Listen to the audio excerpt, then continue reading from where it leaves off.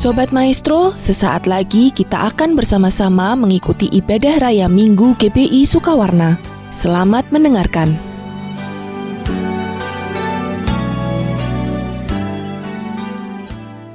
Mari Bapak Ibu Saudara dikasihi oleh Tuhan, mari kita sama bersepakat untuk berdoa. Tuhan, kami mau bersahati Tuhan untuk berdoa Tuhan, untuk jemaat-Mu Tuhan, untuk gereja-Mu, untuk umat-Mu Tuhan. Biar Engkau terus sertai umat-Mu di masa-masa ini Tuhan. Dan biarlah Tuhan kami berdoa untuk kebangkitan gereja kami Tuhan. Biar Tuhan gereja kami boleh jadi perantara atas hadirat-Mu untuk jemaat kami Tuhan. Terima kasih Tuhan buat semuanya, biar Engkau terus sertai terus jemaat kami. Untuk mereka yang sedang studi, untuk mereka yang sedang dalam membangun usahanya, untuk mereka yang sedang bekerja Tuhan. Biar Engkau terus sertai mereka, Engkau yang bawa mereka dari kemenangan ke kemenangan lainnya Tuhan. Dan biar Tuhan Engkau terus sertai mereka, dan biar mereka boleh jadi kepala dan bukan ekor Tuhan. Biar Tuhan Engkau terus sertai juga para pemimpin gereja kami Tuhan. Kami mau berdoa Tuhan dan mengangkatkan kami Tuhan untuk pemimpin gereja kami, untuk Gembala kami di Rayon 2, untuk Bapak Pendeta Niko Nyotora Harjo. Dan kami juga gak lupa berdoa untuk ketiga wakilnya Tuhan di Rayon 2 ini Tuhan, untuk Bapak Pendeta Joni Lumanto, untuk Bapak Pendeta Kamarga, untuk Bapak Pendeta Daniel Arif Tuhan. Dan biarlah Tuhan Kau yang terus tutup bungkus dengan darah Kristus setiap kehidupan mereka dan keluarga besar mereka Tuhan. Biarlah Tuhan kami yakin dan percaya Tuhan Kau yang udah beri visi misi daripadamu. Dan biarlah Tuhan kami yakin dan percaya melalui para pemimpin gereja kami boleh dibawa lebih lagi. Biarlah Tuhan melalui gereja kami Tuhan, melalui para pemimpin kami Tuhan, gereja kami boleh terus bawa jiwa-jiwa lebih lagi Tuhan ke hadapan-Mu Tuhan. Terima kasih Tuhan. Biarlah Tuhan di hari-hari ini Tuhan, para pemimpin kami boleh terus melekat kepada-Mu Tuhan. Kami juga gak lupa berdoa Tuhan untuk bangsa dan negara kami Tuhan. Kami yakin dan percaya Tuhan Kau yang boleh sertai bangsa Indonesia ini Tuhan. Kami berdoa Tuhan untuk pulau-pulau, untuk kota-kota, untuk desa-desa yang ada Tuhan. Biar Tuhan kami yakin dan percaya Tuhan Indonesia ada dalam tangan-Mu. Kami juga ingin berdoa Tuhan untuk Bapak Presiden Joko Widodo dan wakilnya Bapak Ma'ruf Amin. Biarlah Tuhan Kau yang terus sertai pemimpin kami. Biarlah Tuhan melalui pemimpin kami di negara kami ini Tuhan, Indonesia boleh semakin maju, Indonesia boleh semakin lebih baik lagi Tuhan. Biarlah Tuhan melalui program pemerintahan kami Tuhan, Indonesia boleh ke arah yang lebih baik lagi Tuhan. Terima kasih buat semuanya Tuhan. Kami juga gak lupa berdoa Tuhan untuk firman yang akan dibagikan nanti Tuhan. Biarlah Tuhan akan terus sertai mulut bibir hamba-Mu yang akan membawakan firman nanti Tuhan. Biarlah Tuhan firman ini boleh jadi melekat, boleh bertumbuh dan boleh berbuah Tuhan atas setiap kehidupan kami Tuhan. Terima kasih Tuhan buat semuanya. Biarlah Tuhan Kau yang sertai kami sepanjang ibadah ini. Dan biarlah Tuhan kami boleh terima firman ini dengan sepenuh hati kami Tuhan. Terima kasih buat semuanya. Hanya dalam nama-Mu kami sudah berdoa. Amin. Shalom seluruh jemaat Tuhan di GBI Sukawarna Rayon 2 Bandung. Puji Tuhan, saya senang menjumpai saudara hari ini. Mari kita siapkan hati kita untuk mendengarkan firman. Mari kita berdoa saudara. Bapa, biarlah Roh Kudus-Mu menuntun setiap kami untuk terbuka hati kami kepadamu, dan kebenaran-kebenaran-Mu memerdekakan dan memberikan kuasa buat setiap kami. Di dalam nama Tuhan Yesus Kristus kami berdoa. Amin. Saudara, hari ini saya mau mengajak kita merenungkan akan peristiwa yang sangat penting bagi kekristenan, yaitu peristiwa Pentakosta. Mari kita buka dari Kisah Para Rasul pasal yang kedua ayat 1 sampai dengan ayat keempat. Ketika tiba hari Pentakosta, semua orang percaya berkumpul di satu tempat. Tiba-tiba turunlah dari langit suatu bunyi seperti tiupan angin keras yang memenuhi seluruh rumah di mana mereka duduk.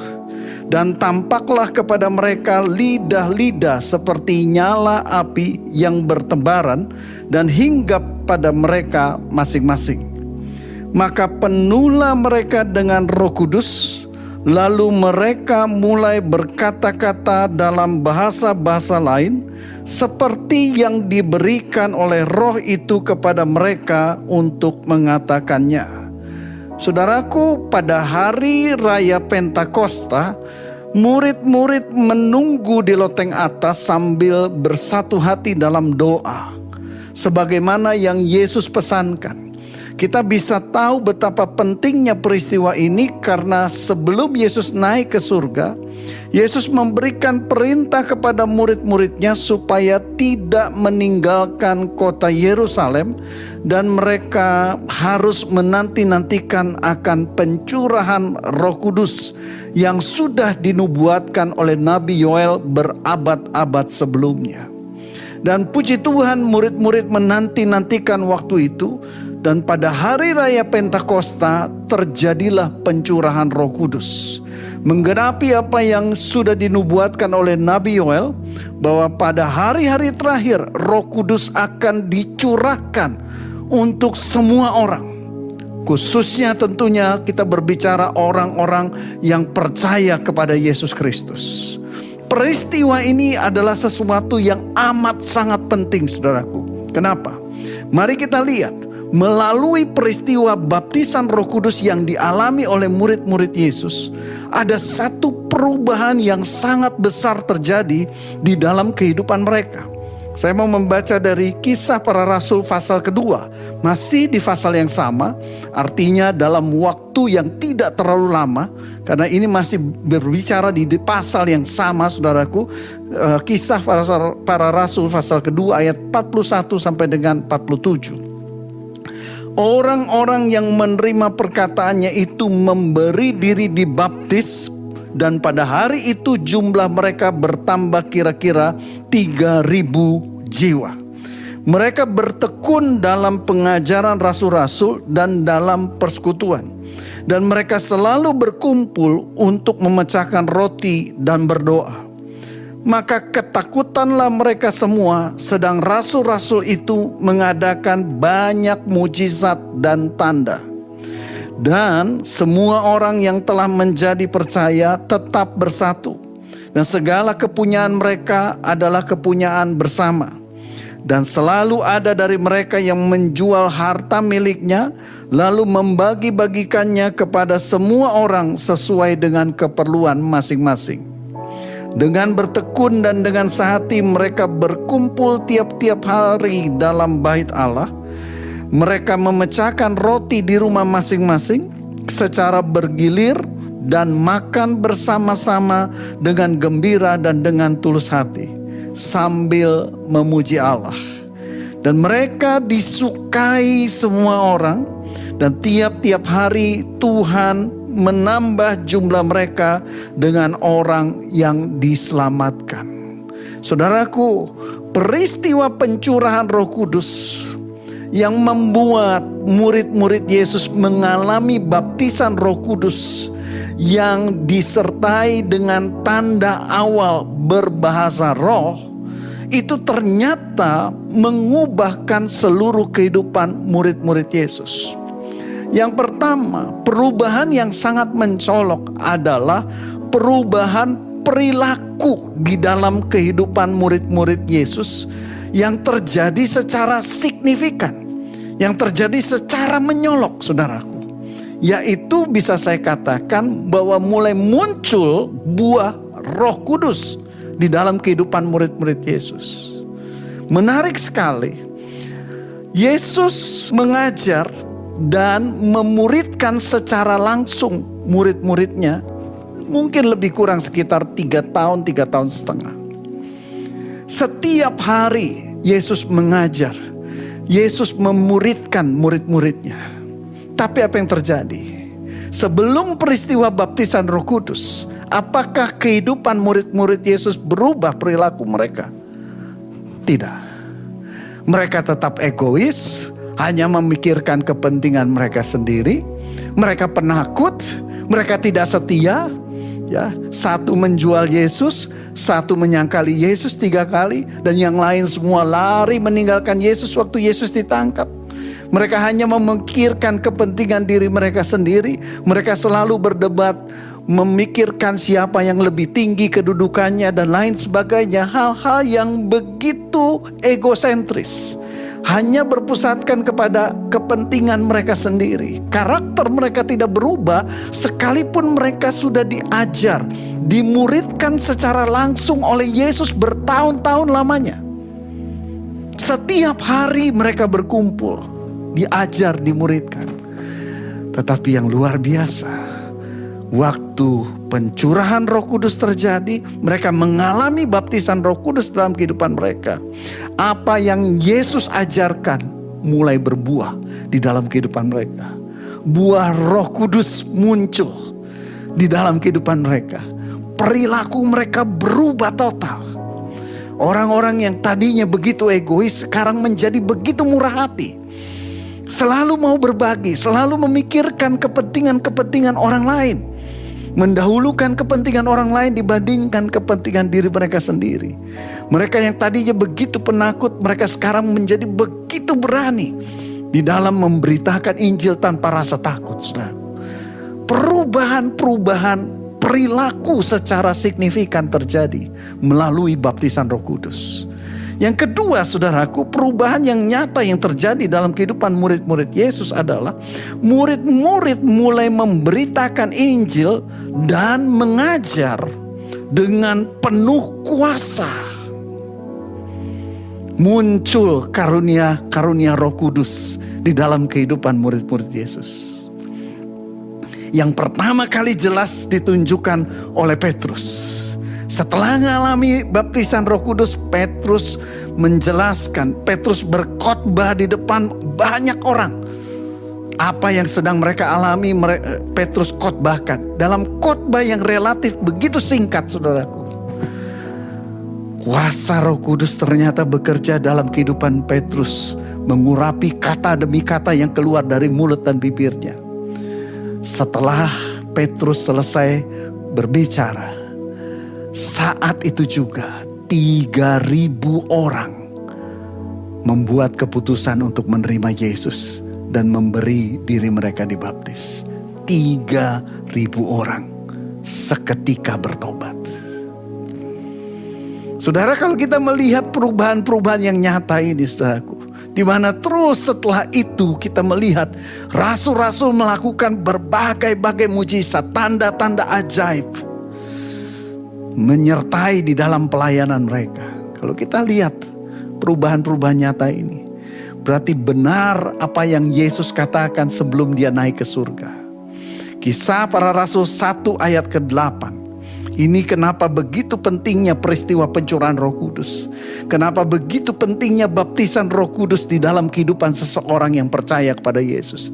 Yesus katakan, tetapi kamu akan menerima kuasa kalau Roh Kudus turun ke atas kamu.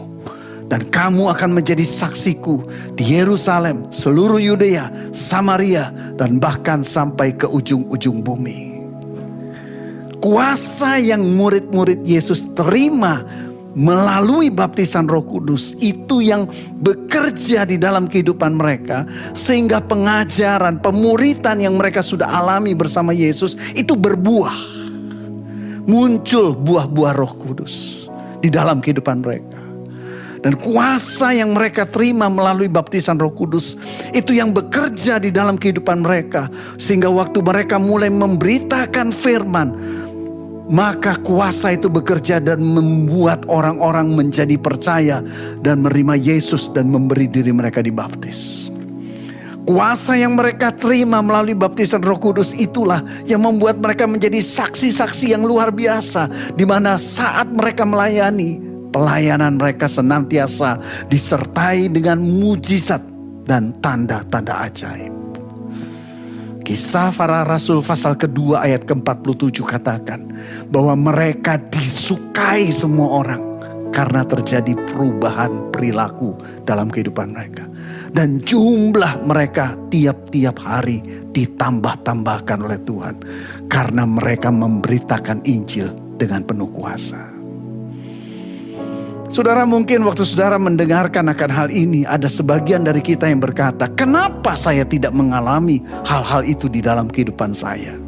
Maka saya mau katakan ada beberapa kemungkinan yang bisa kita alami, sehingga kita tidak mengalami apa yang dialami oleh murid-murid Yesus melalui peristiwa baptisan Roh Kudus. Yang pertama adalah karena ketidakpercayaan. Tidak sedikit orang-orang Kristen itu tidak percaya bahwa karya Roh Kudus masih ada sampai hari ini. Tidak sedikit orang-orang Kristen tidak percaya bahwa baptisan Roh Kudus masih terjadi sampai hari ini.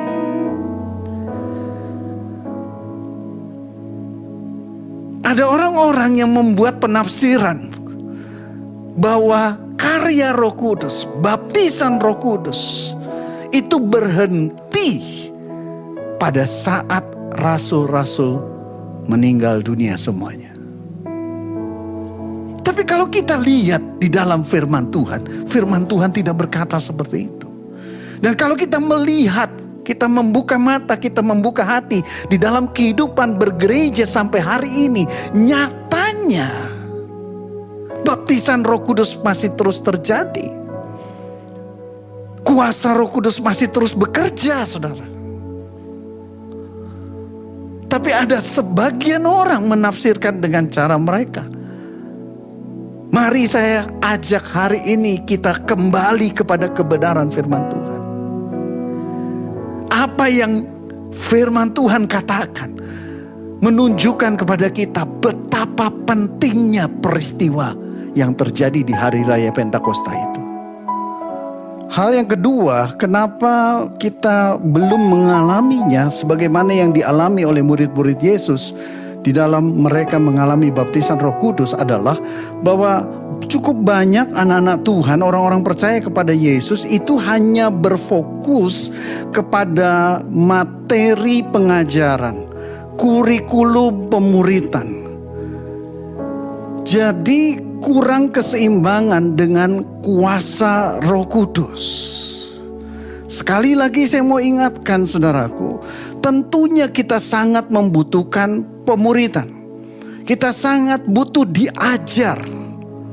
Tetapi yang penting kita ingat adalah bahwa Yesus sendiri memuridkan dan mengajarkan murid-muridnya. Tapi sebelum terjadinya peristiwa Pentakosta, di hari Pentakosta itu di mana peristiwa baptisan Roh Kudus dialami, ternyata tidak ada perubahan yang signifikan di dalam kehidupan murid-murid Yesus.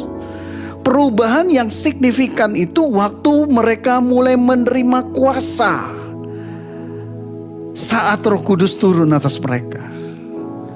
Jadi butuh keseimbangan antara pengajaran dengan kuasa Roh Kudus. Sehingga apa yang diajarkan itu mampu untuk dipraktekkan. Dan mulai terjadi perubahan-perubahan yang nyata di dalam kehidupan daripada murid-murid. Yang ketiga saudaraku, kenapa kita belum mengalami? Seringkali kita tidak bersedia membayar harga. Lukas 9 ayat 23, Yesus katakan seperti ini. Katanya kepada mereka semua, setiap orang yang mau mengikut aku, ia harus menyangkal diri, memikul salibnya setiap hari dan mengikut aku. Saudaraku, untuk kita benar-benar dipenuhi oleh Roh Kudus, itu berbicara kita memberikan otoritas sepenuhnya kepada Roh Kudus untuk menuntun kehidupan kita. Ada tuntunan-tuntunan Roh Kudus yang bertentangan dengan kehendak kita pribadi. Karenanya sebagaimana yang Yesus katakan, kita perlu menyangkali diri untuk kita bisa menerima tuntunan Roh Kudus dalam kehidupan kita. Untuk mengikuti tuntunan Roh Kudus, seringkali kita harus memikul salib. Ada hal-hal yang berat yang harus kita lalui untuk sungguh-sungguh mengikuti tuntunan Roh Kudus. Jadi sekali lagi saya ingatkan, mengalami kepenuhan Roh Kudus di dalam kehidupan kita, sehingga perubahan-perubahan yang nyata itu benar-benar kita alami. Sebagaimana yang dialami oleh murid-murid Yesus melalui peristiwa yang terjadi di hari Pentakosta, adalah memberikan otoritas sepenuhnya, memberikan ruang seluas-luasnya kepada Roh Kudus untuk menuntun kehidupan kita. Kita perlu menyangkali diri dan memikul salib kita. Dan berikutnya saudaraku, bagaimana langkah-langkah kita untuk kita boleh mengalami baptisan Roh Kudus dan hidup dipenuhi oleh Roh Kudus. Mungkin sebagian dari saudara yang saat ini mengikuti ibadah online ini belum mengalami baptisan Roh Kudus. Dan saudara katakan, ya Pak, saya tahu bahwa baptisan Roh Kudus dengan tanda awal berbahasa roh itu sesuatu yang sangat penting di dalam kehidupan saya. Saya mau mengalaminya. Saya juga mau mengalami perubahan-perubahan yang nyata di dalam kehidupan saya, sebagaimana yang dialami oleh murid-murid Yesus. Ada perubahan perilaku yang signifikan terjadi. Ada kuasa tanda-tanda ajaib yang mengalir melalui kehidupan saya. Nah, saudara, kalau saudara merindukan itu, saya mau berikan langkah-langkahnya. Yang pertama adalah percaya sepenuhnya bahwa pencurahan Roh Kudus dicurahkan untuk semua orang percaya dan masih tetap terjadi. Nabi Yoel sudah menubuatkan berabad-abad sebelum daripada hari Pentakosta di mana pencurahan Roh Kudus itu terjadi. Dan sampai hari ini pencurahan itu masih terus terjadi. Sehingga setiap orang yang sungguh-sungguh percaya kepada Yesus, saya pastikan mereka akan menerima baptisan Roh Kudus di dalam kehidupan mereka. Karena itu langkah pertama adalah percaya bahwa pencurahan Roh Kudus bagi setiap orang percaya. Bukan hanya untuk orang-orang tertentu, tapi buat setiap orang percaya. Yang kedua, saudaraku, memiliki kerinduan yang kuat dan berdoa sungguh-sungguh untuk meminta kepada Tuhan supaya kita mengalami baptisan Roh Kudus. Saya mau baca dari Injil Lukas pasal 11 ayat ke-13. Jadi, jika kamu yang jahat tahu memberi pemberian yang baik kepada anak-anakmu, apalagi Bapamu yang di sorga. Ia akan memberikan Roh Kudus kepada mereka yang meminta kepadanya. Waktu kita sadar betapa pentingnya baptisan Roh Kudus di dalam kehidupan pribadi kita, maka rindukan itu sungguh-sungguh dan doa minta kepada Tuhan. Dan firman Tuhan katakan, jika Bapa yang masih tidak sempurna di muka bumi ini saja tahu memberi pemberian yang baik untuk anak-anak yang meminta kepadanya, apalagi Bapa di sorga. Kalau kita minta untuk mengalami baptisan Roh Kudus, hal itu pasti digenapi. Dan yang terakhir, saudaraku, waktu kita sudah merindukan, kita berdoa, kita terima dengan iman. Percaya sepenuhnya, barang siapa meminta, Bapa di surga pasti memberikan. Percaya dan yakin bahwa saat kita meminta, maka Tuhan pasti memberikan. Dan waktu kita meyakini ini, kita terima dengan iman, kita mulai melangkah dengan iman. Tanda awal baptisan Roh Kudus adalah berbicara, berkata-kata dalam bahasa roh. Mungkin saudara tanya, apa yang harus saya ucapkan? Jangan pernah pikirkan itu. Roh Kudus yang akan menaruhkannya di dalam hidup kita untuk kita ucapkan. Jadi waktu kita penuh kerinduan dan kita berdoa minta, terima dengan yakin. Waktu saudara terima dengan iman, maka saudara mulai membuka mulut dan mulai mengucapkan kata demi kata yang ditaruhkan Roh Kudus di dalam kehidupan kita. Jangan pakai pikiran, apa yang harus saya ucapkan, apa yang harus saya ucapkan. Tutup pikiran saudara. Hanya dengan iman saudara bertindak, mengucapkan setiap kata demi kata yang Roh Kudus sendiri taruhkan di dalam kehidupan kita. Dan saya mau katakan itu akan mengalir. Semakin lama akan semakin deras, semakin lama akan semakin deras. Mari alami baptisan Roh Kudus dan mari hidup sepenuhnya dituntun oleh Roh Kudus. Mari kita berdoa. Bapa, aku berdoa saat ini agar peristiwa baptisan Roh Kudus itu dialami oleh setiap orang yang percaya kepada Yesus Kristus. Dan bukan hanya kami mengalami baptisan Roh Kudus, tetapi perubahan-perubahan yang nyata itu juga terjadi di dalam hidup setiap kami. Karena Yesus sendiri berkata, kami akan menerima kuasa kalau Roh Kudus turun ke atas kami. Dan saat ini setiap saudara yang sungguh-sungguh merindukan untuk menerima baptisan Roh Kudus. Berdoalah kepada Tuhan. Buka hatimu saat ini, berdoa, minta. Firman Tuhan berkata, barang siapa meminta, dia akan menerima. Saat ini, minta. Dan dalam nama Yesus aku berdoa, terima baptisan Roh Kudus. Terima baptisan Roh Kudus. Terima baptisan Roh Kudus. Alami kepenuhan Roh Kudus dalam hidupmu. Alami sepenuhnya. Alami. Terima kasih Tuhan. Terima kasih. Di dalam nama Tuhan Yesus Kristus kami berdoa. Amin. Tuhan Yesus memberkati setiap kita.